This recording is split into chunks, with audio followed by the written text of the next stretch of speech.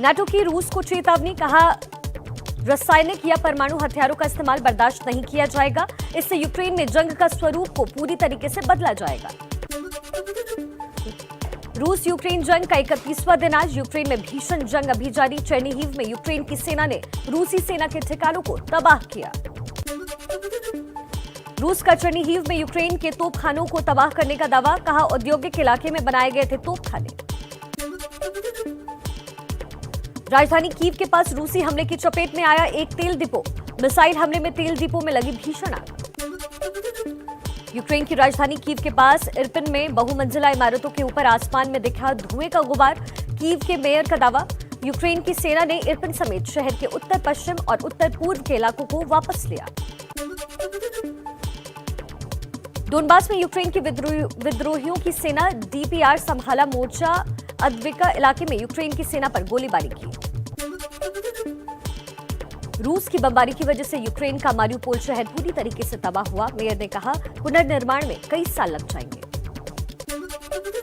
Ukraine के राष्ट्रपति Zelensky का बड़ा बयान, कहा पिछले एक हफ्ते में हमारे सैनिकों ने दुश्मन की सेना पर जोरदार हमले किए।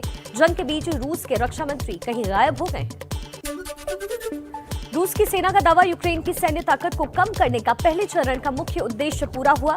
मुख्य लक्ष्य डोनबास की मुक्ति पर होगा रूस का ध्यान। यूक्रेन जंग में रूस का कबूलनामा, कहा यूक्रेन में 1351 रूसी सैनिक मारे गए, जबकि 3825 सैनिक घायल हुए। हमजा शहबाज और मरियम नवाज की अगुवाई में पीएमएल-एन का लॉन्ग मार्च भी आज लाहौर से शुरू होगा। 28 मार्च को इस्लामाबाद पहुंचेगा मार्च। पाकिस्तान में इमरान खान के खिलाफ विपक्ष ने खोला बड़ा मोर्चा। जमीयत उलेमाए इस्लाम फजल यानी JUIF के प्रमुख मौलाना फजलुर रहमान की अगुवाई में आज मार्च। पाकिस्तान के पीएम इमरान खान की पार्टी PTI की कल होगी बड़ी रैली। कराची से इस्लामाबाद रवाना हुई पार्टी के कार्यकर्ता। दोबारा मुख्यमंत्री बनने के बाद एक्शन में योगी। पहली मंत्रिपरिषद की मीटिंग में नए मंत्रियों को बताया क्या करना है और क्या नहीं करना। आज सुबह 10 बजे लोक भवन में फिर होगी योगी मंत्रिपरिषद की अहम बैठक। आज जो पूरी परिचय की बैठक थी, बहुत अच्छी बैठक हुई और बहुत शानदार टीम है। इस बार की मंत्रिपरिषद बहुत शानदार है। जो जनता जनार्दन ने इतना बड़ा प्रचंड बहुमत के साथ आशीर्वाद दिया है, हम सभी मिलकर जनता जनार्दन का आभार व्यक्त करते हैं। आज सुबह 11 बजे प्रोटेम स्पीकर पद की शपथ लेंगे रमापति शास्त्री। 11:30 बजे सचिव स्तर के अधिकारियों के साथ बैठक करेंगे सीएम योगी। यूपी में लगातार दूसरी बार योगी सरकार। लखनऊ के एकाना स्टेडियम में योगी आदित्यनाथ ने ली सीएम पद की शपथ। राज्यपाल आनंदीबेन पटेल ने दिलाई शपथ। मैं आदित्यनाथ योगी ईश्वर की शपथ लेता हूं। योगी सरकार 2.0 में 52 नेता मंत्री बने। 18 कैबिनेट मंत्री और 14 राज्य मंत्री स्वतंत्र प्रभार बनाए गए। 20 राज्य मंत्रियों ने भी शपथ ली। आज हो सकता है विभागों का बंटवारा। ईश्वर की शपथ लेता हूं, मैं भारत की प्रभुता अक्षुण्ण रखूंगा। केशव प्रसाद मौर्य और ब्रजेश पाठक को मिली यूपी के डिप्टी सीएम की जिम्मेदारी। एबीपी न्यूज की खबर पर लगी मुहर। जमकर मना जश्न। मैं केशव प्रसाद मौर्य ईश्वर की शपथ लेता हूं। मैं ब्रजेश पाठक ईश्वर की शपथ लेता हूं। योगी कैबिनेट में 5 महिलाओं को मिली जगह। बेबी रानी मौर्य बनी कैबिनेट मंत्री। मैं उत्तर प्रदेश राज्य के मंत्री के रूप में अपने कर्तव्यों का श्रद्धापूर्वक और शुद्ध अंतःकरण से निर्वहन करूंगी। बीजेपी के दोनों सहयोगी दल निषाद पार्टी और अपना दल को कैबिनेट में जगह मिली। संजय निषाद और आशीष पटेल मंत्री बनाए गए। मैं डॉक्टर संजय निषाद ईश्वर की शपथ लेता हूं कि मैं विधि द्वारा स्थापित भारत के संविधान के प्रति सच्ची श्रद्धा और निष्ठा रखूंगा। योगी के शपथ ग्रहण में शामिल हुए पीएम मोदी। सीएम योगी आदित्यनाथ को दी बधाई। प्रगति का नया अध्याय लिखने की जताई उम्मीद। योगी की शपथ ग्रहण में शामिल हुए बीजेपी के दिग्गज गृह मंत्री अमित शाह, बीजेपी अध्यक्ष जेपी नड्डा, रक्षा मंत्री राजनाथ सिंह समेत बीजेपी के कई बड़े नेता रहे मौजूद।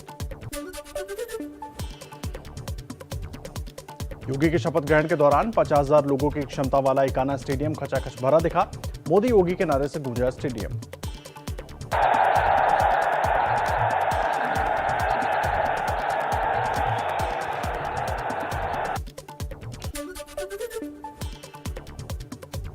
बीजेपी के राष्ट्रीय महासचिव कैलाश विजयवर्गीय ने ट्वीट कर योगी को दी बधाई। लिखा, आ गए हैं भगवाधारी, योगी जी को बहुत बहुत बधाई।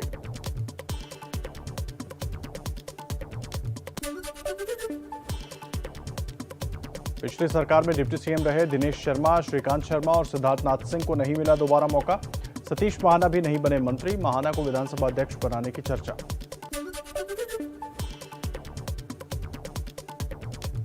सीएम योगी के शपथ ग्रहण के बाद गोरखपुर में मनी दिवाली। गोरखनाथ मंदिर में नाच गाकर लोगों ने जश्न मनाया। ब्रजेश पाठक के डिप्टी सीएम बनाए जाने के बाद समर्थकों में दिखा जोश। पटाखे जलाकर जताई खुशी। डिप्टी सीएम केशव मौर्य के घर जश्न का माहौल। शपथ ग्रहण के बाद कौशांबी में परिवार ने जताई खुशी।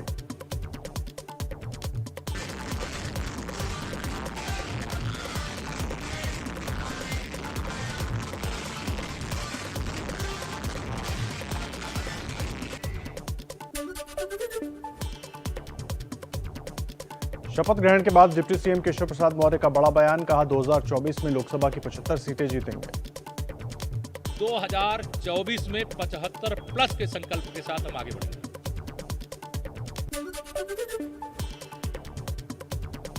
योगी के दोबारा सीएम बनने पर उनके पैतृक घर पौड़ी में जश्न का माहौल। झूमते गाते नजर आए परिजन और रिश्तेदार। भजन कीर्तन भी किया गया। अखिलेश यादव ने सीएम योगी को दी सरकार बनाने की शुभकामनाएं। कहा, एसपी के बनाए स्टेडियम में ली शपथ। सिर्फ सरकार बनाने की नहीं, जनता की सच्ची सेवा की भी शपथ लेनी चाहिए। समाजवादी पार्टी के नवनिर्वाचित विधायकों की पार्टी दफ्तर में आज सुबह 11 बजे होगी बैठक। अखिलेश यादव की मौजूदगी में नेता प्रतिपक्ष के नाम पर मुहर लग सकती है। यूपी विधानसभा के नवनिर्वाचित विधायकों को 28 और 29 मार्च को शपथ ग्रहण। प्रोटेम स्पीकर रमापति शास्त्री दिलाएंगे शपथ। लोकसभा में केंद्रीय कानून मंत्री किरेन रिजिजू बोले, फर्जी मतदान रोकने के लिए एक देश और एक मतदाता सूची और ऑनलाइन मतदान प्रणाली पर विचार कर रही है सरकार। दिल्ली के तीनों नगर निगमों को एक करने वाला बिल लोकसभा में पेश। केंद्रीय गृह राज्य मंत्री नित्यानंद राय ने विधेयक पेश किया। घटाई जाएगी सीटों की संख्या। दिल्ली के डिप्टी सीएम मनीष सिसोदिया का केंद्र सरकार पर निशाना। कहा, संसद में लाए गए बिल का एकमात्र मकसद एमसीडी का चुनाव रोकना है। 75 साल के इतिहास में संसद में पहली बार केंद्र में बैठी हुई सरकार एक म्युनिसिपैलिटी का चुनाव रोकने के लिए बिल लेके आई।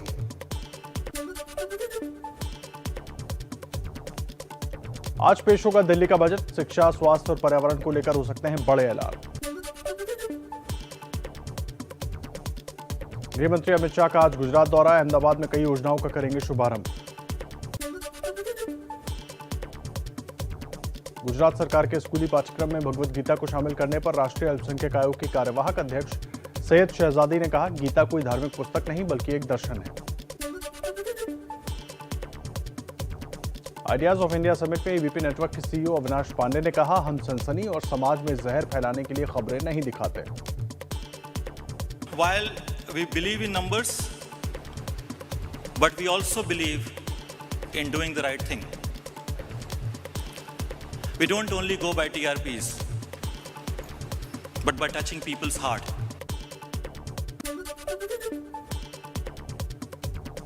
एबीपी न्यूज के आइडियाज ऑफ इंडिया समिट में बोले केंद्रीय परिवहन मंत्री नितिन गडकरी, बुनियादी विकास के जरिए 2024 भी जीतेंगे। यूपी में बनाएंगे अमेरिका जैसी सड़कें। जो काम होता है विकास के लिए, समाज के लिए, गरीब के लिए, वो करना ही राजनीति में लोकतांत्रिक पार्टी का कर्तव्य होता है। 24 समाप्त होने के पहले उत्तर प्रदेश के रोड अमेरिका के बराबर होंगे।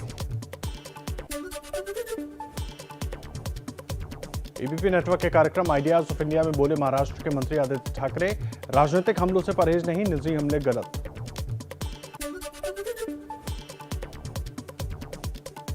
नोबेल शांति पुरस्कार विजेता समाजसेवी कैलाश सत्यार्थी ने समिट में कहा, बच्चियों के लिए काम करना होगा तभी देश तरक्की करेगा। फिर से सोने की चिड़िया और जगत गुरु कहलाना चाहते हैं तो उस समाज की आखिरी बच्ची के चेहरे पर आज़ादी और प्यार की और इज्जत की मुस्कान लाना जरूरी है। पश्चिम बंगाल के बीरभूम में 8 लोगों को जिंदा जलाने के मामले में सीबीआई ने केस दर्ज कर शुरू की जांच। घटना वाली जगह पहुंची सीबीआई की टीम। कलकत्ता हाईकोर्ट के आदेश पर सीबीआई जांच। बीरभूम हिंसा पर सियासत तेज। कोलकाता में ममता बनर्जी के पास बीजेपी के विधायकों ने किया प्रदर्शन।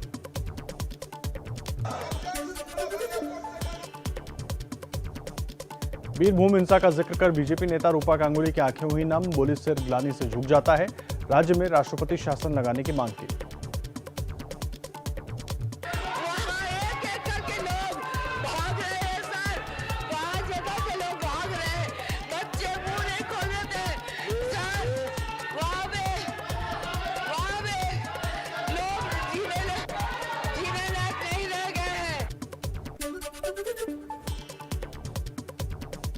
पश्चिम बंगाल के बीरभूम में हिंसा प्रभावित इलाके का जल्द दौरा करेगा अल्पसंख्यक आयोग का दल। आयोग मुख्य सचिव को पत्र लिखकर घटना की रिपोर्ट मांगेगा।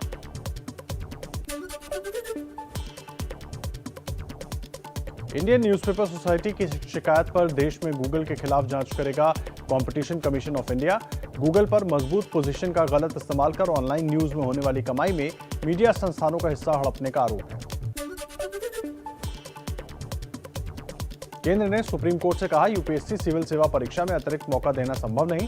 प्रारंभिक परीक्षा पास कर चुके 3 छात्र कोरोना संक्रमित होने की वजह से मुख्य परीक्षा में शामिल नहीं हो पाए थे।